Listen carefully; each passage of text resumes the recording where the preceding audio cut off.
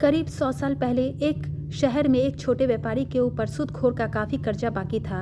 इस बूढ़े और बीमार सूदखोर की नज़र व्यापारी की सुंदर बेटी पर थी।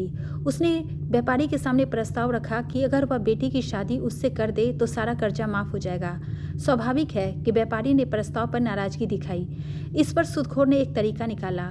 उसने कहा कि वह एक पोटली में एक एक सफ़ेद और काला कंकर रखेगा।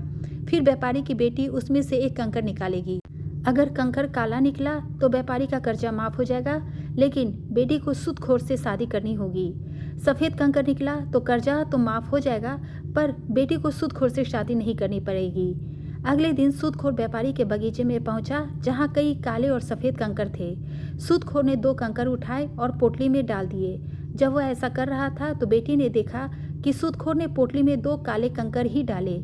फिर उसने बेटी से कंकर निकालने को कहा। बेटी के पास 3 विकल्प थे।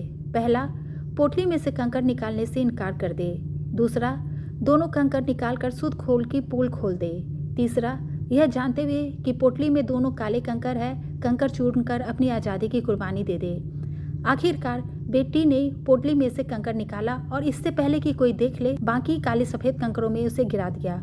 फिर सूदखोर से बोली, ओह, मैं कितनी लापरवाह हूँ। खैर, अगर आप पोटली में रखा दूसरा कंकर देखेंगे तो आपको पता चल जाएगा कि मैंने कौन सा कंकर निकाला था। स्वाभाविक है कि पोटली में काला कंकर ही था। सूदखोर नहीं चाहता था कि उसकी पोल खुले, इसलिए उसे मानना पड़ा कि बेटी ने सफ़ेद कंकर निकाला था।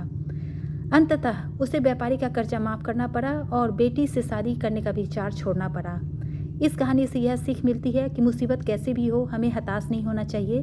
दिमाग पर जोर देकर कुछ अलग और नया सोचकर उसका हल निकाला जा सकता है। वीडियो पसंद आए तो एक लाइक ज़रूर करें और भी ऐसे वीडियो देखने के लिए हमारे चैनल को सब्सक्राइब कर लें।